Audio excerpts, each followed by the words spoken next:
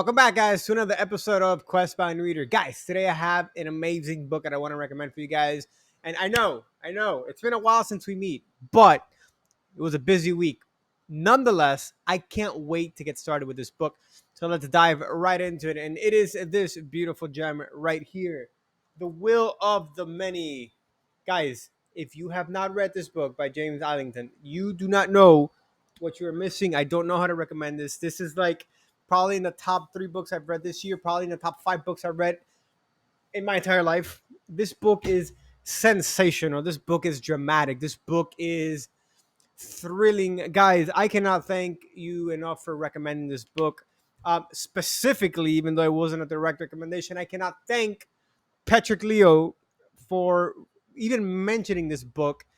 And that's why I found it first in his YouTube page. Petrik, if you're listening to this, man, you are putting out great content. Thanks for the phenomenal recommendations. I am so happy that I picked up The Will of the Many. I had no idea what to expect going into this. All I know is that it was kind of like Roman inspired, and it had to do with like a school setting, and that's all I knew. Guys, we're gonna keep this predominantly spoiler free, but let's get into it. So, The Will of the Many. You have a main character. His name is Diago. He goes by an alias named Viz, Vis. Now, Viz is the son of the king of the Sioux Empire or Sioux Island or Sioux territory, and they are overthrown by the hierarchy. The hierarchy is this group, right, or this organization that embodies the government now, and they use the will of the people in order to do magical things, fantastical things, right? So the magic system is definitely one of the more uniques I've ever seen. It's interesting because you have different categories within the magic system, which determine power. You have, um, and I'm really bad at saying this because it's in a different language the way they write it, but the octavi, and it is pretty much last place. It's eighth place, right? And it's a scale ranking from eighth all the way to first, and the first is the strongest, the most superior, and there are very few in those places, right? But there are many in eighth place, right? So eighth place means you're not receiving will from anybody, right? This eighth ranking, you are only ceding willingly half of your will. Now, what does that mean? I'll explain. Will pretty much is your literally what it is, like your energy, your body's like energy to do anything, like your mental ability, your physical ability. It's all encompassed in will. So when you give half of it, it's pretty much like you're giving half of your entire being to another person. And as you move up the ranks, you receive more will from everybody else under you. So imagine like a pyramid scheme, and you are working your way up the pyramid scheme, and you put people under you, and then those people give you, right, and you end up getting more from those people. That's the same thing. And then the higher up you go, the less of your own will you have to cede to others. So let's say that in eighth place you don't get anything. In seventh place, I think you get eight people to give you will. In sixth place, it multiplies by more than that, and so on and so on and so on. So that by the time you get to the ranking number one, you have, I think it's like 40 something thousand people ceding half of their will to you. And it's crazy because this makes you super inhumanly strong, right? And very fast reflexes, the mental capacity to manipulate the will of others. And with will, you can do many things. You can imbue it into objects, which then you can manipulate. You can use it to create different objects as well. So that's a very abrupt way, or not abrupt, that's a very limited scope of what the book describes as will. And if you read it, you'll find out a lot more. Now there's a page that dedicates just to the rankings, and it'll explain who gets how much and all that. Side note, there's also a glossary toward the end of the book, which gives you definitions for all the words that are not familiar in the English language. So how about that, guys? Once I started reading this book, I very quickly realized that James Allington is phenomenal at writing. I don't know who the guy is. I don't think I've ever read anything from him before. I will definitely keep reading books from him. So Viz. You have Viz, and his whole family pretty much has been eradicated, wiped from the face of the earth by this hierarchy, and he manages to escape. He is then thrown into the slums. He works at an orphanage, and he does things for the head of the orphanage until he's picked up by a person whose name and rank I'm not gonna disclose. Viz is then asked to go to this academy and find information regarding an event or a sequence of events that are going on. And it's either that or, you know, this person is just gonna leave him there, and he's never gonna amount to anything with his life. So Viz, who was already planning on escaping the orphanage and all this, decides to agree. Viz at this age is in his teenage years, so he agrees and he decides to go to the academy. The person that adopts him into his family has no idea who Viz truly is. There are very few people who know who he originally is, and that is the prince of that other territory that was wiped out completely, and the new hierarchy was put in place there. So, there at the academy, he's warned prior to that there are groups that are trying to take over, and there's always like a dispute for power. And he continues to progress. The person who adopts him and becomes this kind of father figure, but not really, it makes it very clear that if Viz doesn't complete the instructions and his assignment, he'll take him to the sappers. The sappers are pretty much where you forcibly give your will to other people.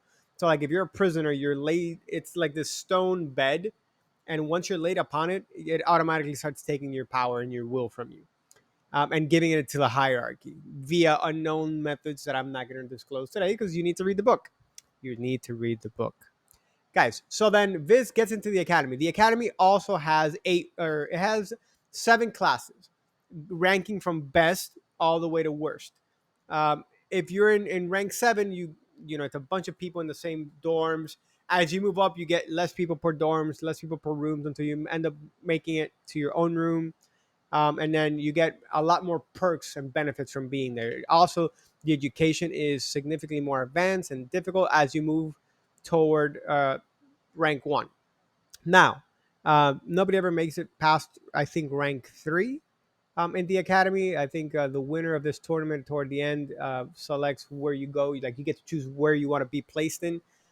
And that's Viz's goal. He needs to get at least to class 3, and he starts in class 7. Now, it is unheard of transferring from many classes in 1 year. Viz continuously tries to prove himself and get to where he needs to get to, while juggling a lot of things that are going on. You see bonds with two other side characters that become his best friends. You see the betrayal. This book, man, I don't know how to explain this. This book was phenomenal. I don't want to give you spoilers, but I need to talk to someone about this. If you've read this book, comment below. Tell me you know what I'm feeling, please. Um, Viz ultimately gets placed in many life or death situations that you're like, this guy either has to have the best luck in the world, or something's up with him, and he manages to survive. He's a scrappy guy, man. Like, this guy will punch his way through whatever he can to get to his goal. And that's him. His character, he's this angry kid that's upset because his whole family was wiped out for not believing in the same thing that these people were believing. So you kind of have that religious, like, oh well, persecution kind of thing. Like, you didn't believe in the hierarchy, we wiped you guys out. And now nobody knows who he is, obviously, but there's people are still looking for him. Some people think he's dead. Diago, right, the persona of Diago, but not knowing that it's now Viz. As he moves up the hierarchy in the school, he is presented with tough challenges and goals, and he falls in love. Um, I am gonna say this, and I'm gonna wrap it up for now because I don't want to spoil too much. But I'm going to say this. This video is going to be a little bit longer than our 10-minute videos, but it's worth it. So, he falls in love with this girl who he meets very early on. And it's not until later on in the book that they actually start having a relationship.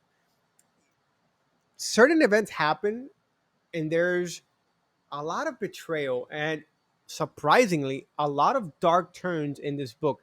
This is a dark book, Not to the level of like, for example, Empire of the Vampire or anything like that, but within like the school, like there are a lot of like machinations that you're like, what is going on? What is the ultimate goal of these groups that are attacking or trying to invade or overcome the hierarchy? And what is the problem, the power struggle within the hierarchy?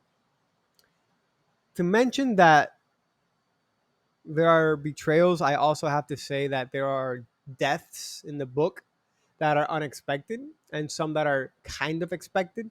There are people that you just want to punch straight in the face, and there are some loopholes that I wish would have been tied up.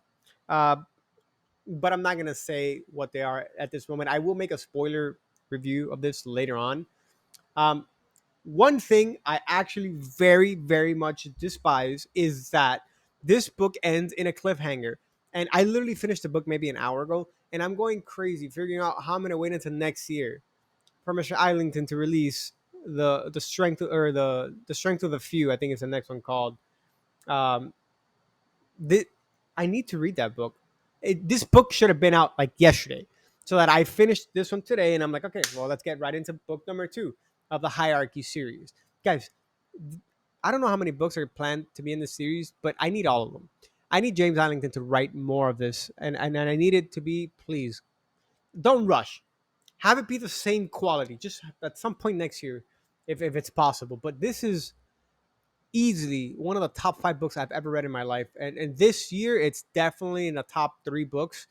I would actually put it probably at number 2, man. And number 1 for me is The Wandering Inn. I absolutely love that series, and I love all the books that I've read. But this is like number 1.5, maybe. So number 2, right? And then number 3, I think would be like Empire of the Vampire, probably, or maybe like the ending of the Cradle series. But I absolutely, absolutely adore this book. I cannot wait. This is the magic is not so fantastical. So let's give it a full rating, right? I give it a 5 out of 5, easy, hands down. The magic system is not like so in your face where it's like, oh yeah, magic, poof, right? It's more subtle and discreet. The things that happen in the world, how the world moves, is through that magic system, right? Through will. um, and it's super cool and interesting, right? The hierarchy and how you move up is awesome. The story as a whole, it's a really good story. Like you really get immersed and you really feel for this kid and you really start liking him and rooting for him. And you really, at least I really started hating some of the side characters. Man, I wanted to punch some of them in the face. I really did, right? Um, I thought the writing style was easy to get through. I found myself, okay. So I read this book on my Kindle, and you know how like if you click on a word, it gives you the definition. I found myself looking up a lot of definitions for this book.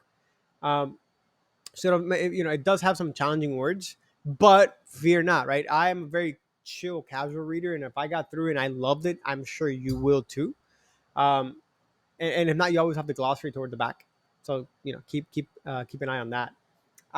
You have to read all the way through the synchrony, which is all the way the end of the book, right? I think the last chapter is called Synchrony something, um, and it's let me double check that. Actually, I don't want to give you guys false information.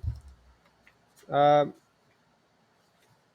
here's the ranking, right? There's the ranking for the Katinan rankings, and yeah, so it is Synchrony.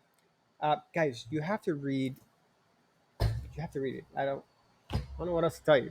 It's the best book I've read this year thus far. It is exciting. It's frustrating. Synchronism. That's the name. That's the name of the last chapter. Synchronism is the ending. Guys, I said it's a cliffhanger. It is a plot twist and a cliffhanger and all of that in one, and you really really want to keep reading this. You really do. So give it a shot.